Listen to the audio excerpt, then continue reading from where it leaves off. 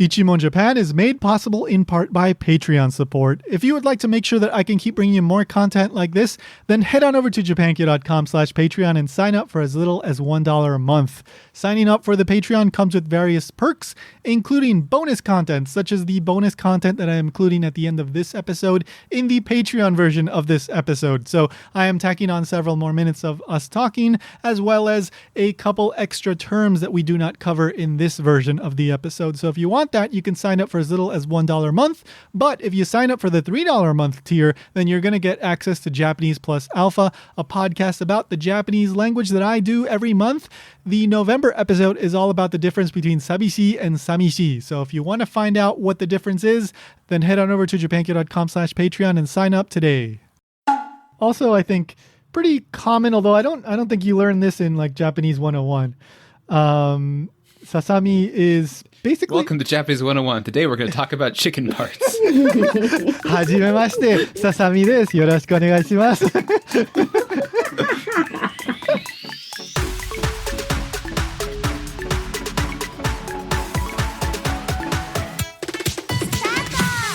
Welcome to Ichimon Japan. I'm Tony and I'm Ryan.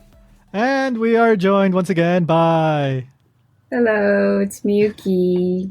Hey.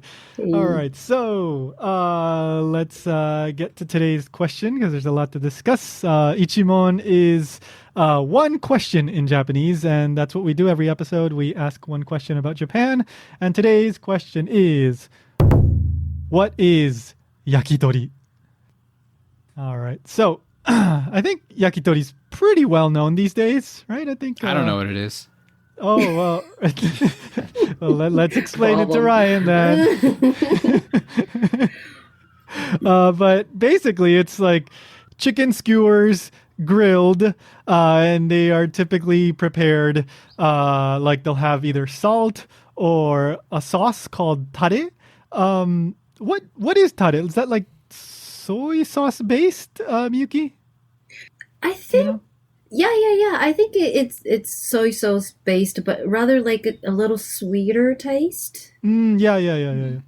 Okay. So yeah, usually you have the choice. Do you want it, the flavor to be salt or tare? And you'll get several skewers. It's a very popular food for when people want to go drinking. And, you know, they'll have some beers and some yakitori and, you know, spend an hour or 2 or 3 at the yakitori place or at an izakaya like a pub and eat a bunch of chicken and a whole bunch of chicken parts. So that is, you know, about as general, I guess, basic an explanation as you can get. But we are going to dig far deeper into what exactly yakitori is. And I think we're going to touch on a few things that are not, like, it's not information that you can find in English. A lot of stuff, like, it's even a little tricky to find in Japanese, as we found out. So, but basically, let's start, I guess, with let's see. You want to start with the history or the difference between yakitori in kanji and yakitori in hiragana? Let's start with the writing, how you write it, because that is, I guess, the more practical information. But so when you're out looking at restaurants, you might notice that maybe in the menu or in the name of the restaurant, sometimes yakitori is written in kanji and sometimes it's written only in hiragana. So it'll be the kanji for grill, and then the hiragana for ki, and then tori, the kanji for bird, or all hiragana. And there is actually a difference according to the Japan Yakitori Association and a couple other places I saw where... I like how there is a Japan Yakitori Association. There's an association for everything, right? I didn't know we have such association here in Japan. It's now the best association of Japan. Yeah. They had a very It's the Japan Yakitori Association, so there's got to be an international one too, right? Oh my gosh. There could be. I mean, the one that I saw was the Nihon Yakitori Kyokai, right? And that is Japan Yakitori Association. That's how they translated it. That's funny. Yeah. But there was another like association too that we found, right, Miyuki? I don't remember the name of that one. It was something else. But so they had a nice explanation of the difference between the kanji version and the only hiragana version, and basically, and I'm sure that there's exceptions to this and some people that don't do it this way, but yakitori with kanji refers to chicken yakitori. But yakitori with hiragana is wider, and it can also refer to skewered, like pork and skewered, maybe even beef or maybe even horse. Like there was actually horse. Maybe even person. Scary. Yeah. It did say nado, which means etc. Nado. So it can be alien. It could be demon. Yeah. Pork, horse, beef, etc. Whatever you want. Whatever we want. Yeah. So yakitori hiragana, even though it has tori, which means bird, which typically is used to refer to chicken, especially in this context, is just a broad category of skewered grilled meat, I guess you could say. I'm kind of curious. Were you two aware of that distinction? Because I never really paid attention to the writing the signs had. I never paid attention to it. I never. Yeah. Okay, I'm not alone. Never, ever. I mean, you're not alone. Yeah. If I saw it, I would expect chicken, but if it wasn't chicken, I was like, okay, but it's like the same style food. I never really...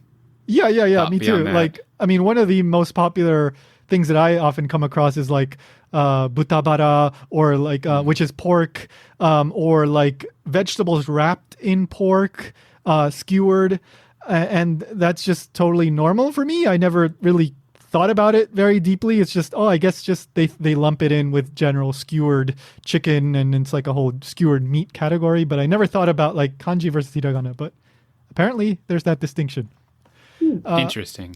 Yeah. And there's a lot of interesting little distinctions when it comes to that sort of food stuff, like whether it's written in kanji or hiragana, and like tamago, right? Also, like if you... yeah. Right? Yeah. I think if you... what was it? If you write it in kanji, it's the biological egg, but if you write it in... the two kanji version versus the one kanji version. Yeah, there's right? different kanji. Yeah. Two kanji version is when it's prepared for eating. One kanji version is for like biological, general, more like scientific-y kind of thing. And then there's hiragana version, and then there's exceptions, and it's a whole complicated thing. So My apologies. My apologies for this weird language. Yes, I am sorry. If you didn't know, Miyuki is the inventor of Japanese. yeah. Yes, I am. yes. Said we're gonna make this egg thing very confusing. Anyway. So where the heck did yakitori even emerge in the first place? In a way, I think that it's difficult to pinpoint exactly where yakitori begins, because it's such a basic thing in that it's just like stick just meat chicken on a stick. Yeah, it's chicken on a stick over fire. Done. It's like Cavemen invented it. Yeah, as long as people have had access to chicken, sticks, and fire, there has been some version of yakitori.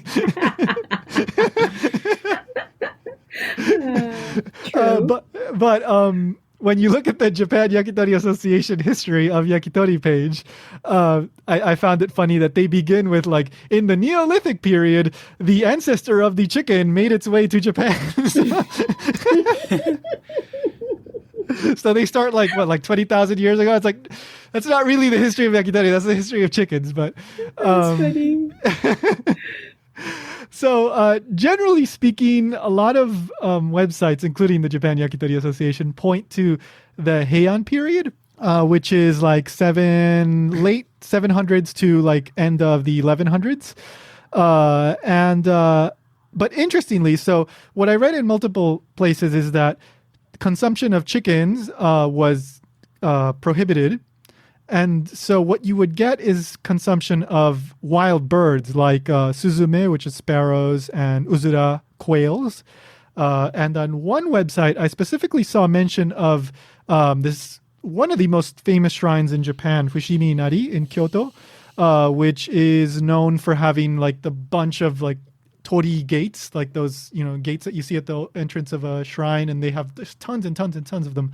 But in the road leading up to the shrine, even now, you can buy skewered sparrows, like grilled skewered sparrows.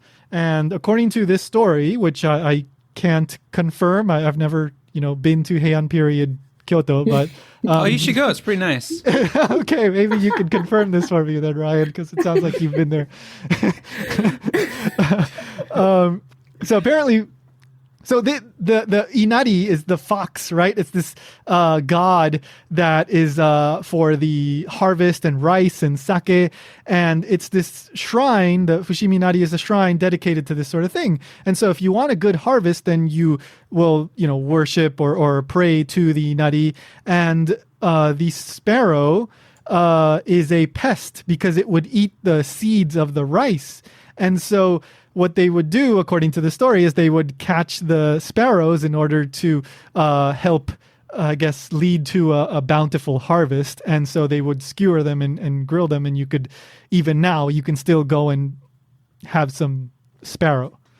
But I've been to Fushimi Inari so many times, and I've seen these. They also have quails there. They also have grilled quails.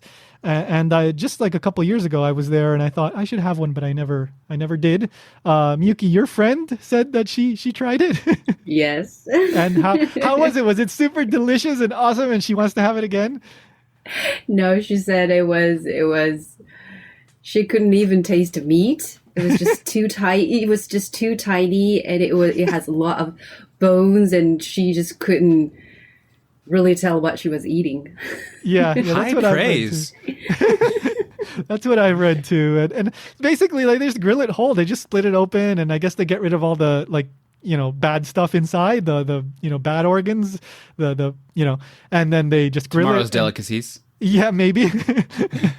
And then they, from what I was reading, is because there's so like little meat and fat, it does get crispy easier than perhaps chicken would. But it doesn't have much flavor, and what it does is kind of gamey flavor too. So, I mean, it's what people used to eat back in the day, it seems, but eventually that just fell out of favor because I guess for one, there were less restrictions on meat and all that stuff, and but anyway.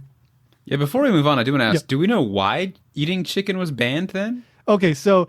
This is a really interesting topic, and we might even be able to do an entire episode on this. But the short answer seems to be, and I didn't look too deeply into this. From what I read, it has to do with like Buddhism, and the emperor would just outlaw meat at certain times of the year, and this goes all the way back to like 675, if I remember correctly. And there's a lot of interesting little aspects to that story. But from what I can tell, it seems some level of prohibition lasted through the Heian period. I'm not sure when that all went away officially, but the effects of that did last for a very long time because a lot of Japanese cuisine is based around these ideas of, Buddhism and using more vegetables rather than being overly meat-centric.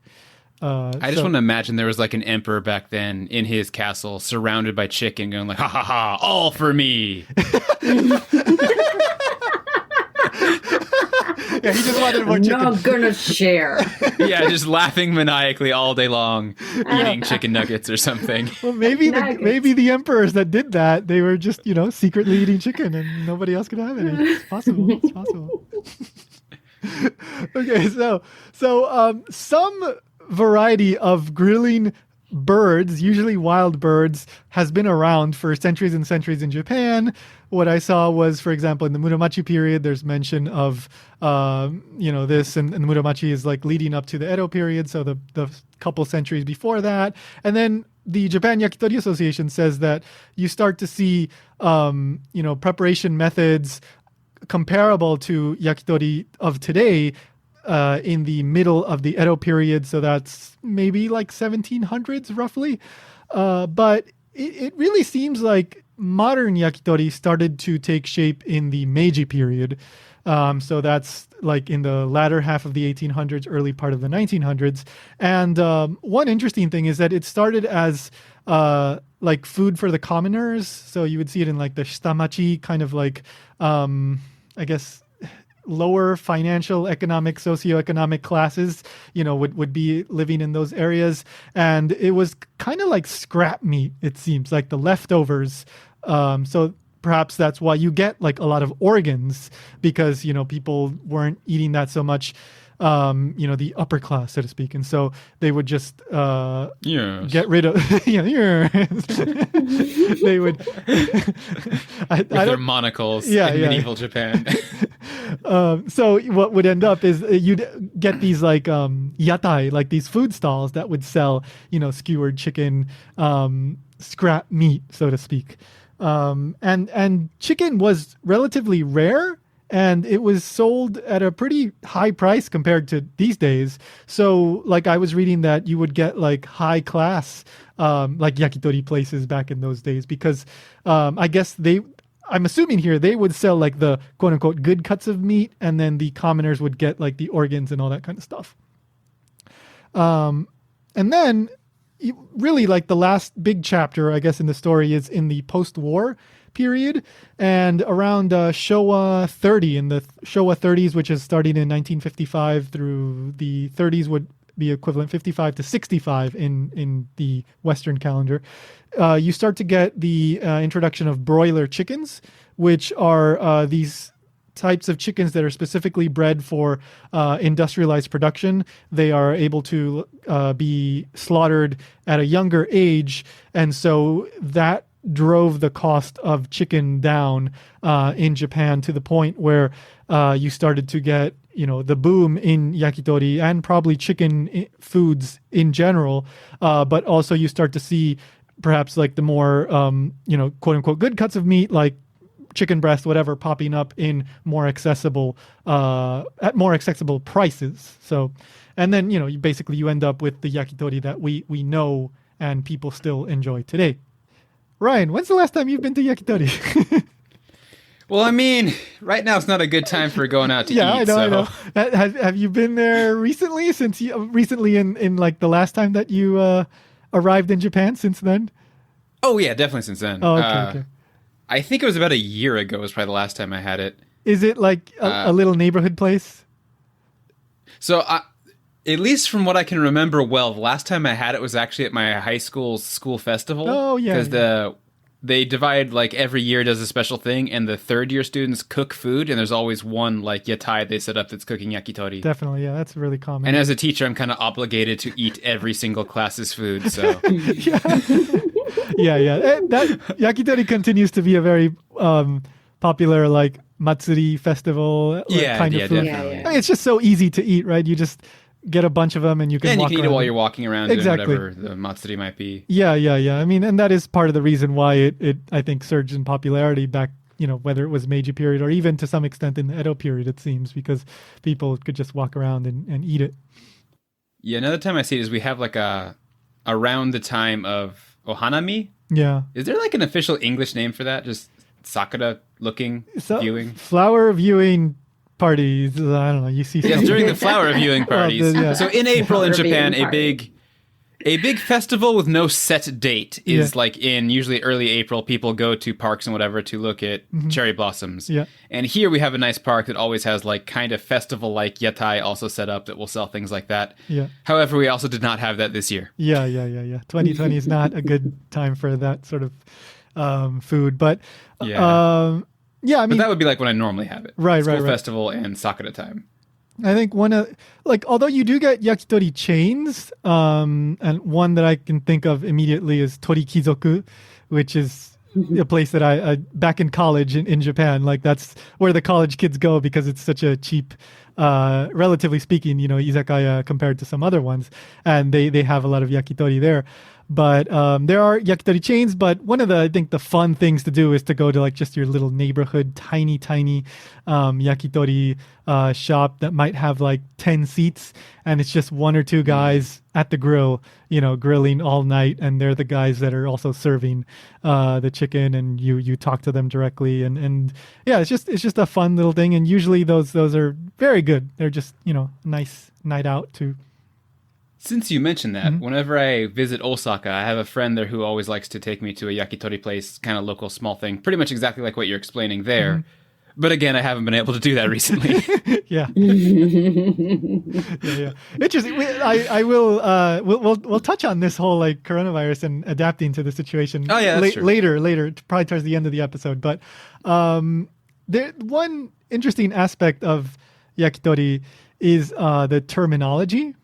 So, like yakitori, the has. Let's see. Before we move on, can I ask, Yes. Miyuki, when's the last time you had yakitori? Yeah. I've been thinking maybe just like Ryan mentioned, I think that was like last summer omatsuri kind of thing. Mm-hmm. I was hoping she'd be like, I'm eating it right now. Oh, sorry. But the funny thing is we can buy yakitori at konbini, right? Yeah. Yeah, it's easy to find year-round. I just don't have it all that often outside Matsuri. Yeah. Yeah, I just had yakitori like a week and a half ago, and that's what sparked the idea for this. So I was going to ask, like, were you just eating lunch and were like, let's talk about my lunch today? Yeah, well, I was looking at the menu and I saw the terminology. I said, oh yeah, I've wondered about this before. So now that I have a podcast, we should talk about this. Good opportunity. Yes, really. Yeah. So yeah, Hawaii does have plenty of yakitori shops, and they are quite good. I've managed to interview a lot of the chefs of these places, and here's one little tidbit that I've learned. So one guy, he really prided himself on that they use charcoal, because he says a lot of places they say they use charcoal, but really they use either a mix of charcoal and propane or just propane. And propane is much easier to control the temperature, but charcoal gives it that extra flavor, that kind of, I guess you would say, like charcoal, smoky sort of flavor. And so the chefs have to have a certain level of skill in that they have to be able to control and keep flipping like the charcoal and moving it around and putting in new charcoal, as they are also flipping around the skewers on the grill and keeping the same level of temperature and knowing when to take it out and when to switch things out. And so this guy that I interviewed, like, he was very like adamant about this, that, like, this separates him from a lot of the other places. And you know what? Like, I do love charcoal grilled yakitori, but the stuff that uses propane too is also quite good. So I don't really have a complaint there. But some people you might hear, if you talk to someone that is very picky, they might tell you something along those lines as well. That's true. Yeah. So speaking of the terminology, which is what sparked the idea of this episode. So, chickens have many parts and, usually when you're describing a chicken, you can use a lot of like words that you might find in a Japanese language textbook, right? You can say like atama, or, you can say like, just very standard words. But when you're talking about yakitori, a lot of these chicken parts have very specific parts that you only hear in yakitori or when you're talking about meat. And if you're a Japanese learner going to a yakitori place in Japan, especially one of these like little neighborhood places, and you go and you see the menu for the first time, it can be very confusing because you don't know like what 75% of the menu like is. So I find this like utterly just fascinating because it's such a unique little aspect to this. And a lot of these words are just like, you really wonder like, where the heck did they come from? So we did our best to find some interesting like etymologies here to these words. So let's just start. I think a lot of the first ones that we're going to talk about are pretty like easy to understand ones, and then we'll get into the slightly like more complicated ones. Can we start with just the top one then, Miyuki? So the first one is momo. Momo. And momo is one of these ones that you might actually learn in a textbook. And we're not talking about peaches because that is also momo, but we're talking about thighs, right? Thighs, like chicken thighs. And so that's pretty much, it is what it is. You see what you get. Thigh, momo, you know the word. All right, we're good. So we can move on to that. And this is one of these quote unquote good cuts of meat. This is something that, I think, is not one of these organs that would be considered scrap meat probably back in the day, but, very, very common. You see it all over the place. All right. So the next one is sasami. Sasami. Okay. So sasami also, I think, pretty common, although I don't think you learn this in like Japanese 101. Sasami is basically... Welcome to Japanese 101. Today we're going to talk about chicken parts. はじめまして、Sasami です。よろしくお願いします。I mean, Sasami does sound like it could be a girl's name, right? Oh my God. Sasami. That's a Japanese dad joke for you there. I was saying, yeah, basically it's a part of the chicken breast, right? I think it's like the interior chicken breast. I think. I'm not. That's what the notes say, but I don't know the biology of chickens well enough. Yeah, I don't know it either, but it's known as being very low in fat. So it's a lot of people on diets might have sasami. You might see it in salad.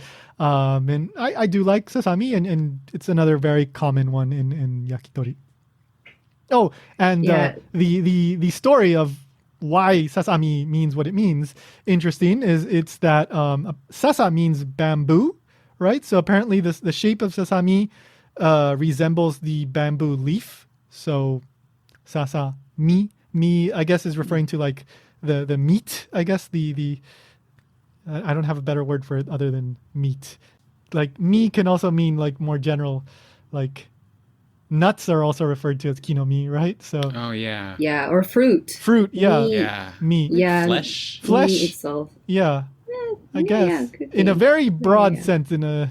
It's a tricky one, but basically sasa, bamboo, so the shape looks like bamboo leaf, so it ended up being called sasami is what they say. So anyway, next one. Just to be specific, bamboo actually is take. Right? So sasa is, I think it's a kind of a bamboo. I'm not sure. Yeah, I've always... It's like a family of bamboo. Yeah. I've never bothered to look into the difference because I know take is also very common. Maybe like sasa is like the younger variety or something like that, or some other... I think it's different species. Because I know pandas... not species, but... Pandas usually are said to eat sasa, right? Yeah, they don't eat bamboo. They only eat sasa. Yeah. So there must be difference, but we're not sure. Okay. Yeah. It's panda bamboo. It's panda. Yeah. So panda bamboo is the origin of sasami. Yes. Also known as pamboo. Bamboo. Bamboo. Okay. What's after bamboo? Okay. So the next one is tricky one. It's negima. Okay, negima. Negima is also very common, and I think a lot of people have had it. This is one of maybe a good entry into the world of yakitori. But basically, it's chicken meat, and I think a lot of times it's chicken thigh, but it might also be chicken breast sometimes.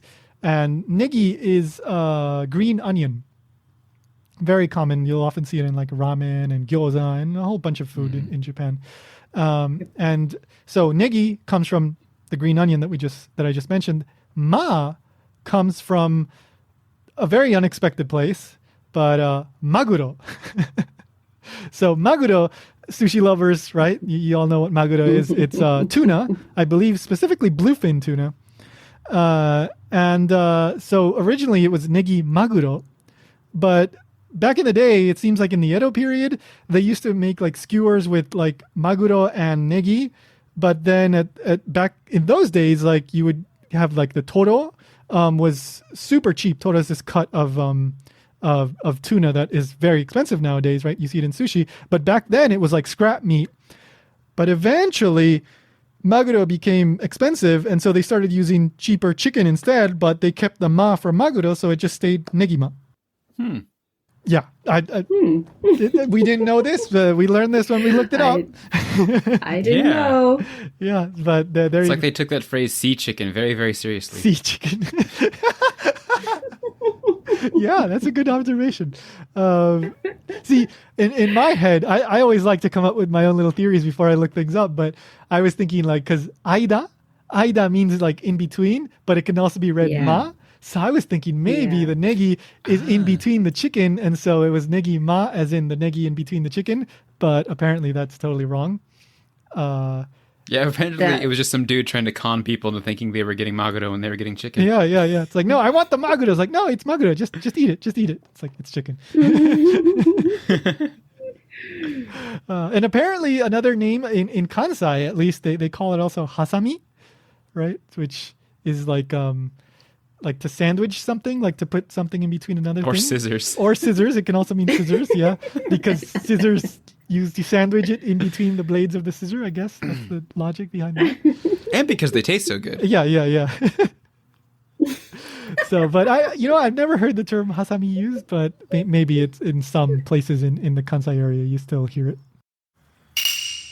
Hey, Tony here. So just a few things I want to mention before we get back into the show. First of all, remember to subscribe to Ichimon Japan if you haven't already. That will ensure that you get every new episode of Ichimon Japan delivered straight to your podcast app on your device. If you haven't already, make sure to hit that subscribe button on Apple Podcasts, Google Podcasts, Stitcher, whatever it is you use. That will also boost the rankings on a lot of these podcast apps, and that will ensure that more people find the show, so we all win. And if you happen to know somebody that you think might enjoy an episode of Ichimon Japan, why not recommend them a certain episode, like maybe the nosebleed episode, or the intestines episode, or the names episode. I don't know. We have, 30 episodes by now, and there's plenty more coming, so I think there's quite a bit for you to recommend if you happen to know somebody that you think might enjoy this sort of thing. Also, remember that I always include vocabulary lists for every episode. This one will, of course, come with a vocabulary list of yakitori words. So if you want to check that out, go to japankyo.com/Ichimon Japan, look up episode 30, and then click on that. Or you can just check in the show notes if your podcast app supports HTML. It should be there, nice and neat, easy to read, all right? All the kanji, hiragana, romaji, all that stuff is there for you to check and read and learn, all right? And if you haven't checked out my other podcast, Japan Station, maybe you can check it out. Episode 53 just came out a few days ago. That one is all about the wildly popular summer high school baseball tournament known as Koshien. And I talked to a documentary filmmaker who did an entire documentary about Koshien, and it's really, really interesting. I watched it. It's a great documentary, so go check that out. Her name is Emma Ryan Yamazaki, and again, it's episode 53 of Japan Station. You can find that wherever you get your podcasts, or just go to japanstationpodcast.com. All right, so let's get back to the show. Okay, so let's get on with the list. So what is the next one, Miyuki? Next one is mune. Mune. So mune is chest. In a general translation, usually it would be translated as chest, but in the context of chicken, it's breast. So another pretty common one. You're going to see this pretty much anywhere. So yeah, pretty easy to understand. What's the next one?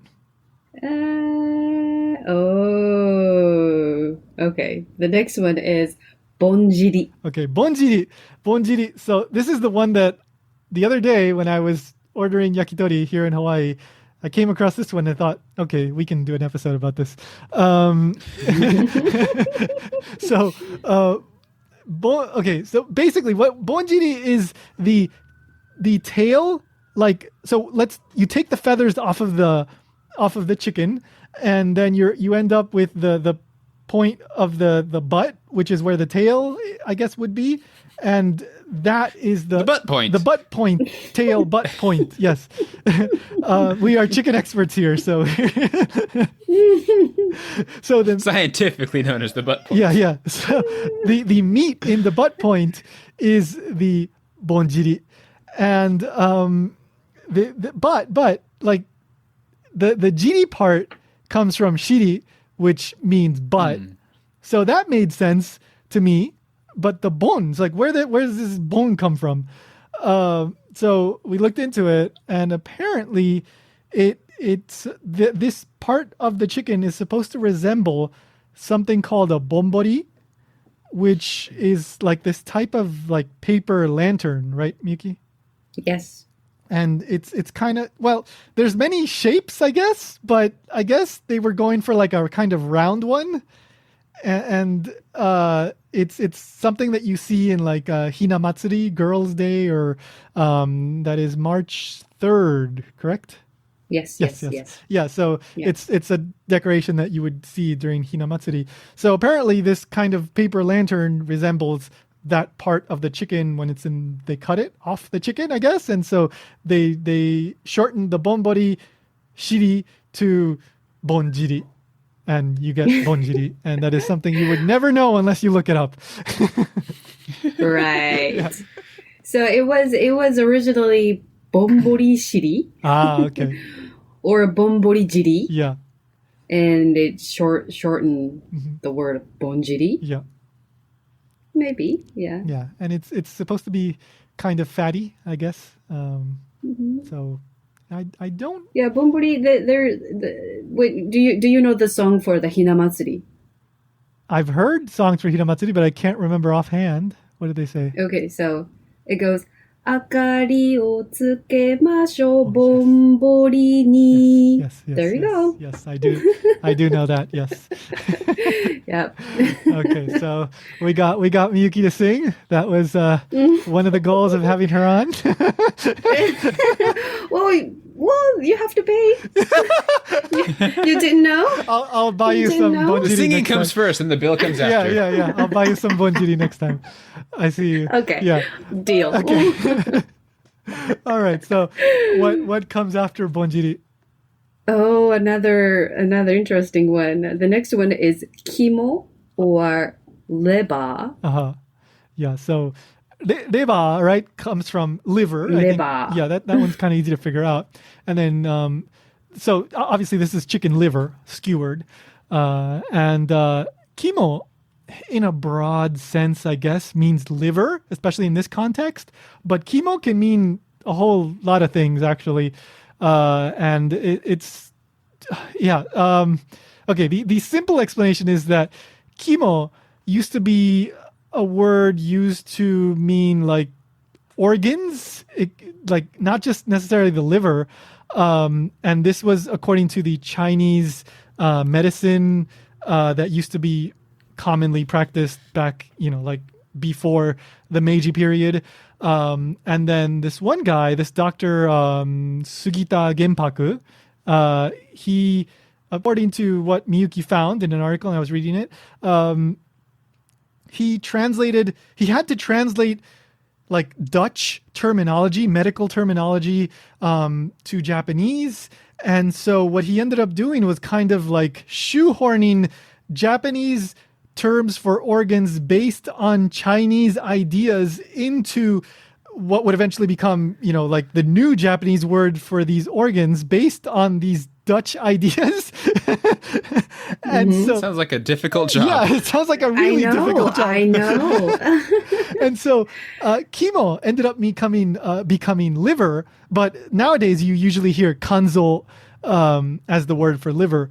But that being said, kimo still has these other kind of meanings associated with it. So it's not a 100% kimo means liver and that's all it means. There's other like other interesting meanings. For example, it can mean like, this is the important thing that I'm talking about. This is the crux of the conversation. And like, so, kore wa kimo da, or something like that. Right, Miyuki?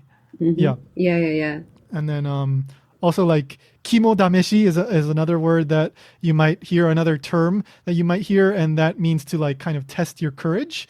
And I hear that whenever I watch like YouTubers daring each other, like Japanese YouTubers daring each other to go to like a haunted like tunnel or something. And then they start to say like, this is kimo dameshi. You have to like test yourself and see if you're brave enough to go into this haunted like house or tunnel or whatever. So very common word that you still hear, but kimo is in this context means specifically liver, or you might just hear reba, which is the like version that is based on specifically the English word for liver. So yeah, next one. Okay, so next one is zuri. Zuri. Or sunazuri. Yeah, sunazuri. Or also sunagimo. Sunagimo. And again, we get the kimo, which is, in this case, it's pronounced gimo. But again, it's being used in this way to like be like general guts. Mm-hmm. Yeah. Innards is one definition that I saw for kimo. Innards, Yeah, basically the sunazuri or the zuri is the gizzard in the chicken. And the zuri by itself, is that like grinding or something like that? I'm just kind of guessing here. Miyuki, do you know if zuri? Are you? I didn't look into that. Specifically, I don't know, but what I imagine is, just like you said. Okay. Yeah, that's what I assume too, because especially with sunazuri, suna means sand, and then we're assuming here that zuri means something like grinding or something along those lines, because the way the gizzard works is it's kind of like the chicken's stomach. And so when they are pecking around on the food for insects or whatever, sand and little pebbles will get into that. And then they end up using the sand and the pebbles to help digest what they get in. And so it would make sense if sunazuri means something like sand grinder, because that doesn't sound all that appetizing. Well, I don't think chickens are known for their refined tastes, right? So I'm just kind of assuming that the zuri means something like that. It's a very literal kind of description of what's going on in the gizzard. And gizzards are kind of chewy. Have you ever had any sunazuri, Ryan? I don't think so. Okay. You don't think so? You don't? I don't really know the names of lots of things I eat, so maybe I have. That's true. That's true. Yeah. And again, with yakitori, like these are names that unless you specifically like try to remember them, like to a foreigner, you're not going to remember them. You just know like, oh, I like this one. And you always like get the same three things. So I'm not knowledgeable about food terms in English either, so I'd say there's a good chance I have had this and just didn't know it. Very possible, very possible. Yeah. I generally will eat anything that's like offered to me, so. Yeah. I have had it. It's kind of chewy, but I also have had it in like soups and stuff in South America, so it's not particularly novel. You get a lot of like soups like that in Peru and South America where they just throw in the organs and they just make a soup out of it. I've had unknown chicken organs in soups too, so maybe. So yeah, you've probably had. Yeah, maybe. Yeah, you probably have had it before. Definitely, yeah. All right, what's after that one? All right, so next one is nankotsu. Nankotsu. This one is a pretty like nankotsu is nankotsu. It doesn't matter if it's chicken or not, but cartilage, and literally it means like soft bone. So. Yeah, cartilage. Mm-hmm. And usually, from what I read, it can mean, it comes from like the leg area, but it can also vary. There's different kinds of nankotsu too, which I like nankotsu. It's very crunchy, very, you really got to chew a bit more compared to like chicken breast or something like that. Yeah, this one I know for a fact I've had because I've intentionally ordered it multiple times. Yeah. It's kind of, it can take a little bit to get used to it, but once you get used to it, you really develop a taste for it. Yeah, the first time I had it was introduced to me by someone who was saying foreigners usually hated it. I think that's but I liked it, and then if I was ever with other foreigners, I'd always be like, oh, you should try this one, because I wanted to see if they hated it or liked it. Yeah, I like it. What was the result? Probably pretty mixed. Most people, I've never met anyone who hates it, but I've seen people who are just kind of like not that into it or like it. Okay. The next one is a different type of, or a specific kind of nankotsu, right? Nankotsu, yeah. That's yagen or yagen. Well, I think we call them yagen nankotsu. Okay. As a set phrase. Yeah. But yeah, yagen. Yagen. That is like in the breastbone area. Again, cartilage.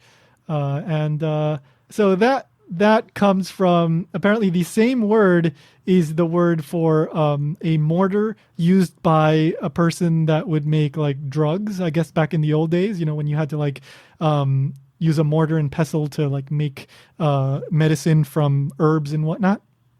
And so I guess it's the same shape, and so they just use the same word. So, yep, yagen. So next one is hatsu. Hatsu. Well, or also we call it shinzo or kokoro. Mm-hmm. Shinzo is the actual organ name. No matter what animal you're talking about, shinzo is shinzo. But all these words in this context are referring to the chicken heart. And kokoro and hatsu are both pretty interesting. Let's start with hatsu. Miyuki and I found two explanations for hatsu. The common one seems to be that most sources say it comes from the plural for heart in English, so hearts. Because chickens have multiple hearts. Yeah. Give me some hearts. Yeah. But Miyuki also found another source that claimed that it came from the German word for heart, which is, I don't know the exact German pronunciation, but it's spelled Herz. And it's probably pronounced something along the lines of hertz or hearts or something, hots or something like that. Hots? Yeah. Hots. Maybe. You too. And now all our German viewers unsubscribe. Yeah. Sorry, German. We love you guys. So we don't know where it came from, but it's one or the other, most likely. And then kokoro. Kokoro is really interesting in that normally kokoro would be used to refer to like the mind or the quote unquote heart spirit, like this more metaphorical sort of interpretation of the heart, right? It's not the physical heart. And yet, when you're talking about yakitori, there are places where you will hear people say kokoro to refer to the physical heart of the chicken. So, it does sound like you're kind of ordering its soul, though. Exactly. So my theory is here that we all know, I think chickens have very small brains. So their brains are so small that their souls have to fit in their actually heart. So that's why they just go with kokoro for the heart. That's just my theory. I'm coming up with that. I'm putting that on the table. And but so I think hatsu is what you hear most commonly, at least in the Tokyo area, at least according to Miyuki's experiences, right? Yeah. Yes. Okay. Yeah, I've definitely heard hatsu. I don't know if I don't remember specifically hearing kokoro, but I don't remember. So let's keep going. Okay. So the next one is mame. Mame. This one I didn't know. I didn't either. Yeah. So what is Never heard it before. Wait, what was it? Is it the pancreas? Am I remember? Spleen. Spleen. Sorry. Yeah. Yep. See, I've never had chicken spleen, but mame means bean in Japanese, and apparently the chicken spleen resembles a bean. I guess kind of how we say kidney beans in English. You know, like they resemble kidney beans, right? Or no, the beans resemble the kidney. It's Yeah. Well, I guess they resemble each other. They resemble each other. Which came first? Each other. Well, no, you know what? I guess the bean. The kidney or the bean. Yeah, which came first, huh? Anyway, we'll never know that one. I guess whoever cut open. I'm pretty sure some scientist definitely knows. Yeah. Anyway, so mame is a chicken spleen. I've never had it. Miyuki, I guess you've never had it either. I don't remember. Yeah. And Ryan probably had it, but he just doesn't know because he just eats it. I mean, based on the fact that you guys haven't had it, I'm guessing it's a lower occurrence one, so I probably haven't, but I might have. Yeah, definitely. Well, But you don't remember. Like, it's not just a Japanese thing. Even in English, I don't know the names for food. I actually took like a Japanese cooking class once because I wanted to learn how to cook things that I could find ingredients for here. And this was like 10 years ago. My Japanese was like lower level. So the teacher was very nice and like translated ingredients for me. And even with the English ingredients, I was like, what is this thing? What is this thing? What is this thing? And she's like, well, I have to explain it all to you anyway. We might as well just use Japanese. Oh. And then she said chickens came to Japan in the Neolithic period. Yes. Then we started talking about that. 20,000 years ago, we got chickens here.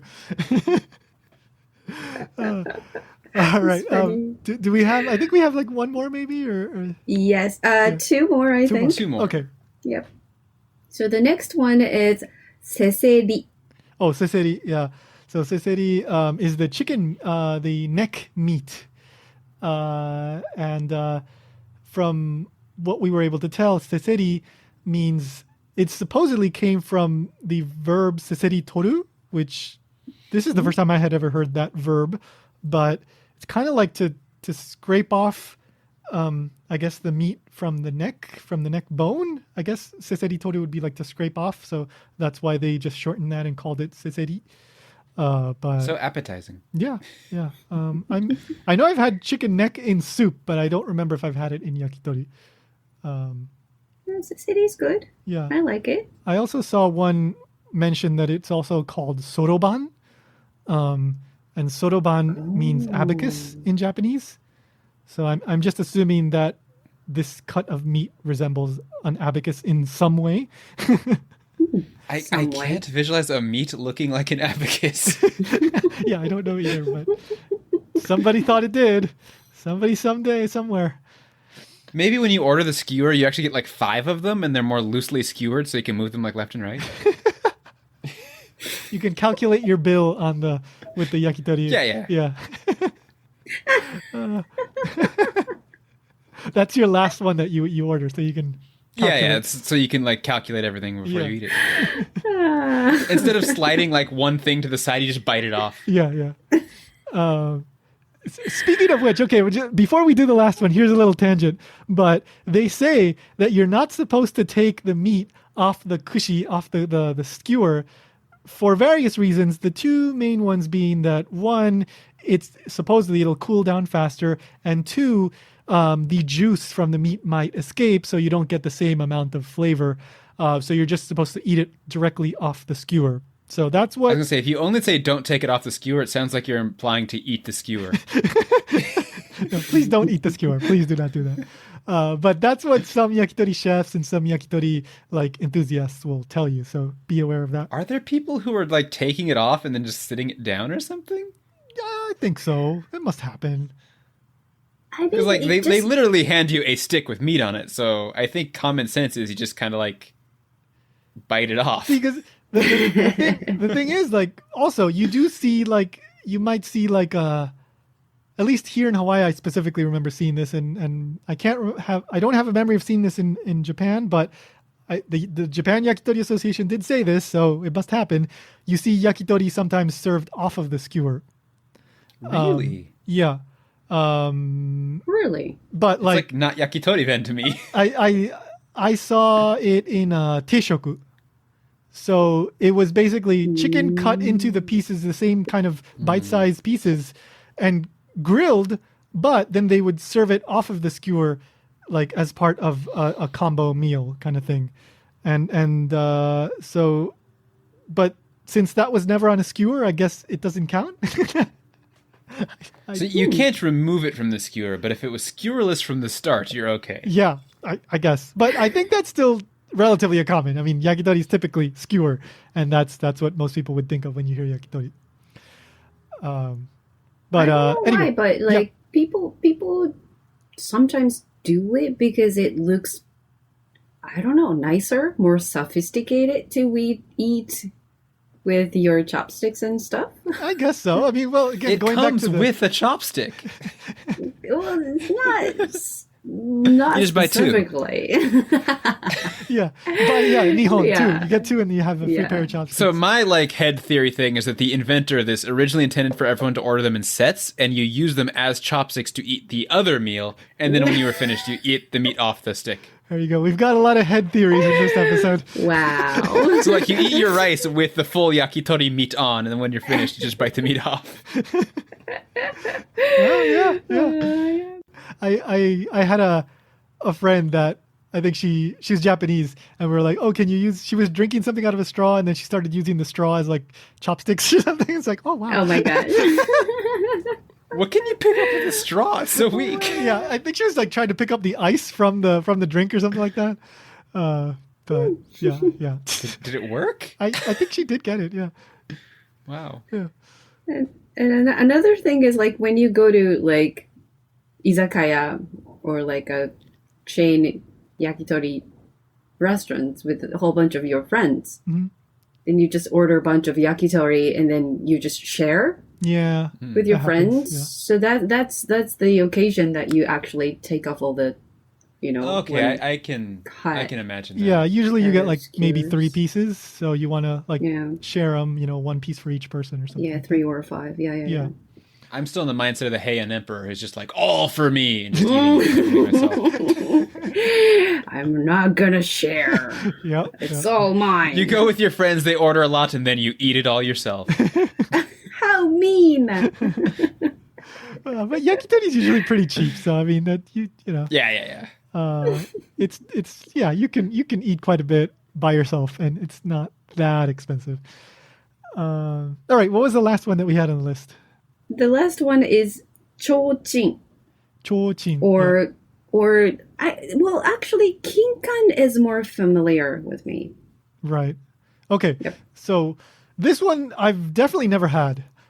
And I'm not even Me sure. as well. I'm not even sure I fully understand it. Because, okay, I believe it is the chicken ovary that still has the egg in it, but it hasn't developed, so it's probably still soft. Does that sound accurate to you, Miyuki?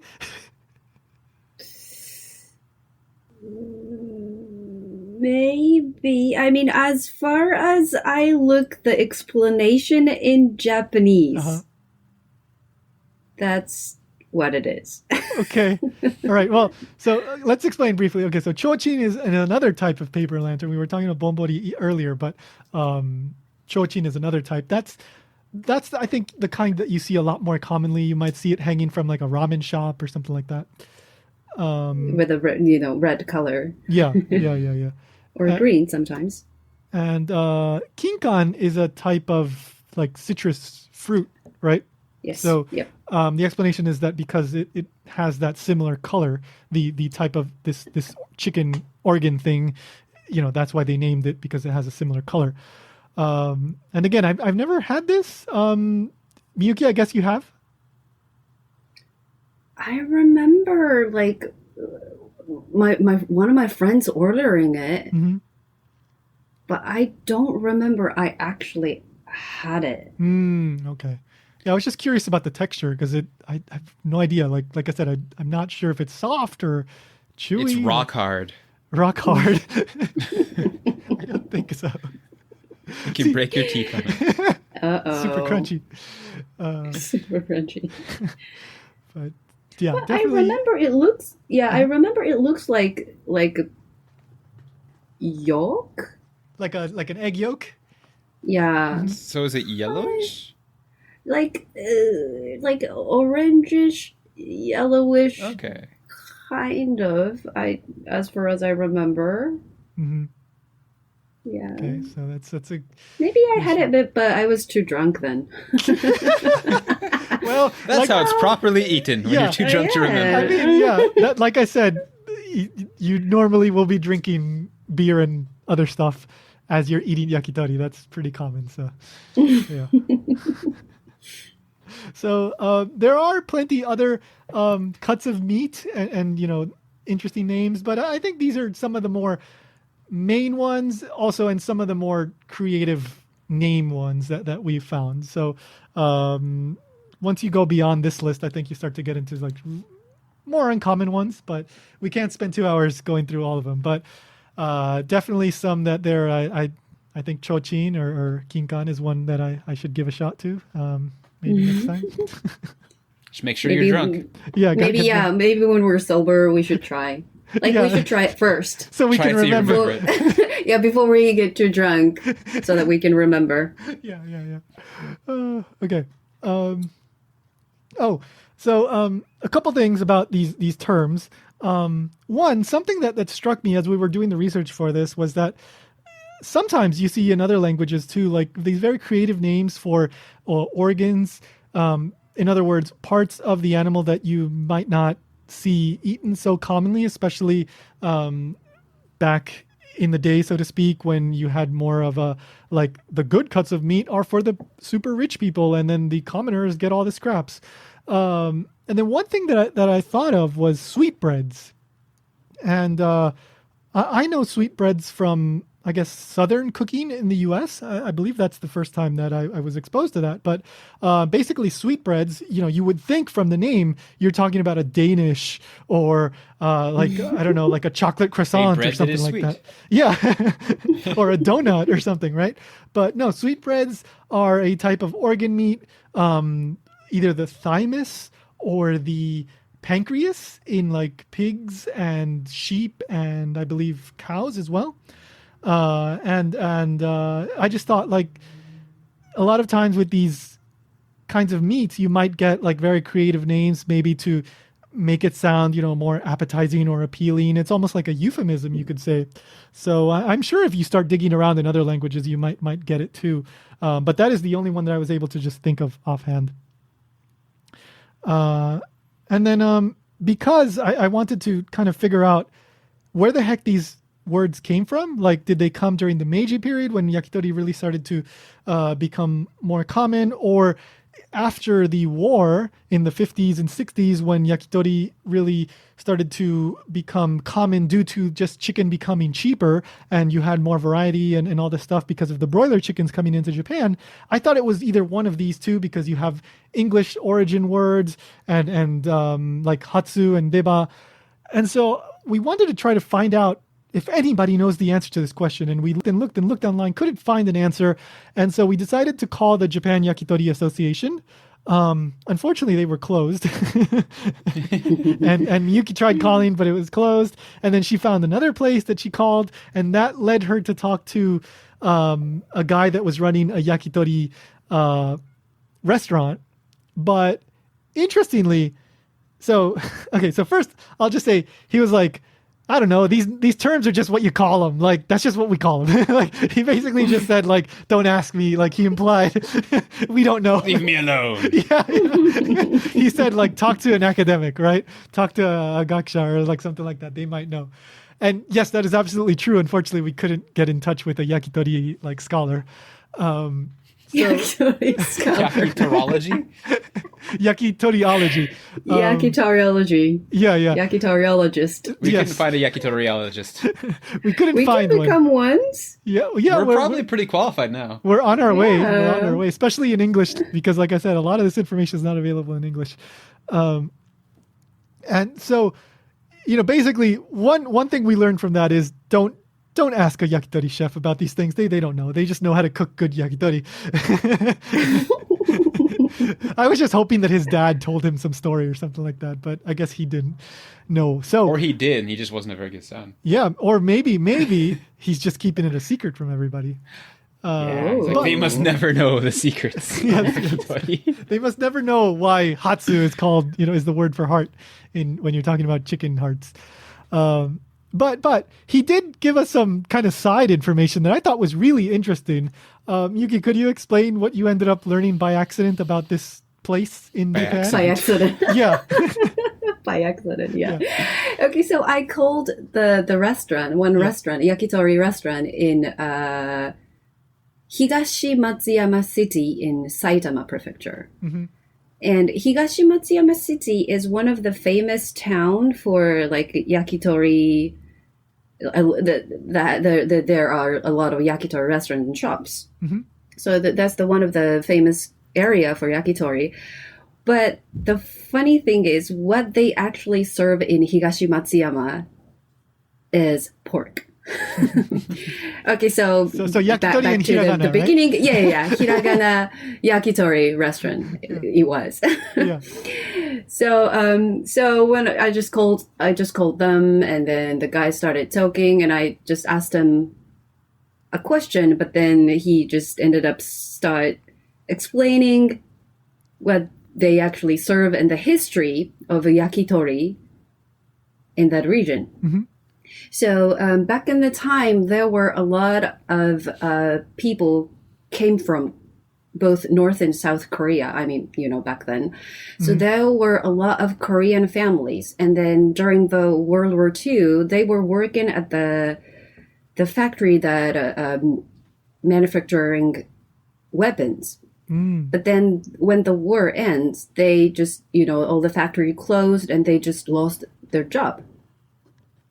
And there were slaughterhouses in that area. Mm-hmm. And because not a lot of, people willing to work there, those Korean families, Korean people started working there.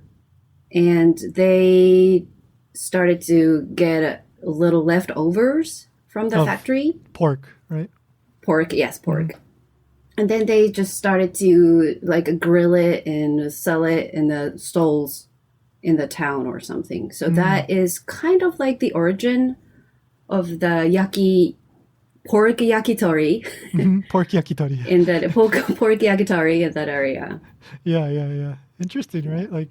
Interesting. Yeah. Just very unexpected. So, what was it called? Higashi Matsuyama?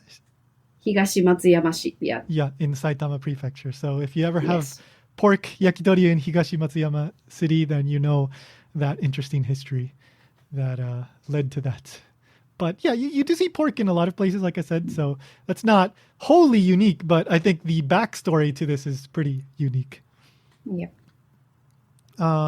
So one last thing that I wanted to touch on, and that goes back to the thing that I was referring to earlier, where we were talking a little bit about 2020 and the coronavirus pandemic, is one specific place in Japan that tried something a little bit different and ended up with an interesting result. Ryan, do you want to explain the story? Oh, sure. So, what was the name of the city? I'm looking really quick. Ishinomaki City. Yeah. Ishinomaki City Yakitori in Miyagi Prefecture, I think. I think that is correct, yes. Okay, yeah. So, because of social distancing and corona concerns, basically a yakitori shop owner created a yakitori vending machine. Yeah. That he made himself, which is basically just like a warming machine that people can come and insert money and take chicken from. Yeah, and it's out front of the store. Yeah, and it's not automated at all, right? Like, it's. I don't know if you can really call it a vending machine. Yeah, it's like you just leave the money there, and you open the door yourself, and then you take what you are claiming that you are going to take. Yeah, so it's very, very on the honor system. Yeah. And I guess like it has been working out fairly well for them. He said no one's been stealing money, but people have been actually like leaving more than they're supposed to. Yeah. And I think it might be motivated by people trying to help out struggling businesses. Right. And they have pictures of it, and it does kind of look like a normal vending machine. Yeah. From a distance, except when you get close, it looks more like, to me, it kind of looks like in a convenience store where they have like the drinks behind the glass. You just open a door, except it's a heater, I guess. Yeah. Yeah, in that article, there's a little video too, so I'll include that in the show notes at japankyo.com/Ichimon Japan. But and he painted the machine himself. So yeah, and he wrote the text on the side and everything. Yeah. It looks pretty good. Yeah. It's cute. It to me it looks like it. He just tried to make it look like a Coca-Cola. It is bright red and white, so I kind of got that vibe too. Yeah, it's kind of cute. Yeah, so that's nice, And this idea of like a stall that has some product that has no clerk, that you just kind of leave money and take what you claim you are supposed to be taking according to the amount of money you're taking. Like, this idea is not anything new. Like, especially when you go to like rural parts of Japan, you might see like a stand or some kind of table with a bunch of fruit just outside on the side of the road. And it's like somebody selling like extra fruit that they had in their house or something. And they have a little box. People leave their money in the box, and they take like the 1 pound of whatever that is there. And that's it. And that's how you do it. And like the first time I think I saw that in Kagoshima, maybe like the first time that I went to Japan, and it was like, whoa, like people do this? Like, this is amazing. Yeah, just like 2 weeks ago, I went to a local moss garden here, and there's no products there, but it's kind of the same thing. There's just like a little box. It's like, if you come here, please give us 300 yen, and there's no people. And you just hope you actually put money in if you go to visit it. Yeah, definitely. I've never seen that in Tokyo. I don't think you see that really in Tokyo, but yeah, it's not super common, but it's around. Yeah, you do have to. Usually, you see it in the pretty like farm-ish, rural kind of areas. Well, my parents live probably like an hour by train from Shinjuku station, so it's not like in the middle of Tokyo, but it's still part of Tokyo. And then we have a bunch of those stalls there. Oh, that's nice. So like it doesn't have to be like super, like, farming area. I guess it just has to be like there has to be like if you were to do that in Shinjuku, there's just so many people where you just can't keep track of it, right? Like, that's true. I feel like you'd still be okay if you did it though. Yeah. To be just a little less population density. Yeah, because usually I think there's some kind of reason, like, sorry. Go ahead, yeah. I was gonna say, I think it's like low. I can't think of the word. Never mind, ignore me. I was just thinking if you do it in a super crowded, a big station, so many people start, buying, and still, I pretty much believe that people still pay. A certain amount of money that they're supposed to pay, but then the products would be gone really quickly. So you have to that's true. fill them, keep filling. The stock. Every once an hour you have to come back. So it just doesn't make any sense that they do it that way. Yeah, that's true. So you need the salespeople to slow down the sale so you can keep up with restocking. Well, that's the way. Yeah, there you go. So that is Ishinomaki City. I don't know how long he's going to keep doing that, but I think the name of the restaurant was Yakitori Shoki, if I remember correctly. Yeah, that's what's written on the side of his vending machine. Yeah. It's actually written in English letters. Oh, nice. On the vending machine. In Coca-Cola font. Very Coca-Cola font. Very, very Coca-Cola-ish font. It says Yakitori Shoki vending machine. I love that. This guy, he's just having fun during quarantine. It looks like the store's colors actually are red and white based on his sign and the clothes he's wearing. Mm-hmm. But yeah, I'm guessing he just had some free time during Corona time. Any other yakitori info you want to share with people, Ryan? I kind of feel like eating some now. That's about it, though. Definitely, so do I. I would love to go to Japan and have some yakitori right now. I haven't had lunch yet today either, so I'm pretty hungry. Miyuki, anything else you want to mention? I would just go ahead and go to Konbini. That would only take me a minute. Yeah. So I can buy yakitori there. That's not as good, though. You. Yeah. Well, no, not super good, but still. Yakitori is yakitori. I mean, I eat Konbini food a lot, but yeah. All right. So go have some yakitori when you can, even if it's bento. That is still yakitori. But once we can all go back to, proper yakitori, go have that. And don't ask the chef too many questions. Just shut up and eat your yakitori. Just give him your money, take his chicken, and go. Yeah, just say, give me more. And then, at the end, you order the abacus so that you can calculate your meal. And then you're good. You're good to go. And remember, you can use 2 of the yakitori skewers as your chopsticks. Yes. We figured it out. This is how you proper yakitori. It's a very eco meal. Echo. Yeah. All right. Thank you, guys. And thanks everyone for listening. Bye. Yeah, see you all next time.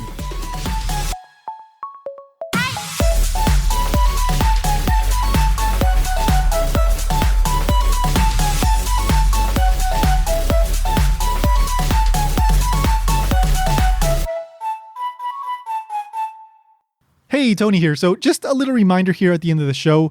Everything that I produce via japankyo.com is independently produced by me. So I put in the time, the effort, the money. And although I am not complaining at all, I love all the stuff that I'm getting to do through japankyo.com, producing the podcast from beginning to end. It's great stuff. And I feel honored that I get to do a lot of stuff that I get to do. But like I said, it does take time and money. And so if you want to make sure that this is a financially viable thing for me to do, then you can do a few things to financially support the show. You can become a patron over at japankyo.com/Patreon, or you can go to kimitodesigns.com, pick up a t-shirt or a hat or whatever else I have on sale there. Or you can do something else that won't cost you anything extra at all. But the next time you do your shopping on Amazon, just use the japankyo.com/Amazon affiliate link. And like I said, it won't cost you anything extra, but a tiny percentage of whatever you buy will come over here so that I can keep paying for hosting and doing the various things that I do here. I know times are tough, so if you can't become a patron or whatever, that is totally fine. I just hope that you are getting entertainment and information and you are just enjoying the stuff that I'm putting out. That is the ultimate reward for me.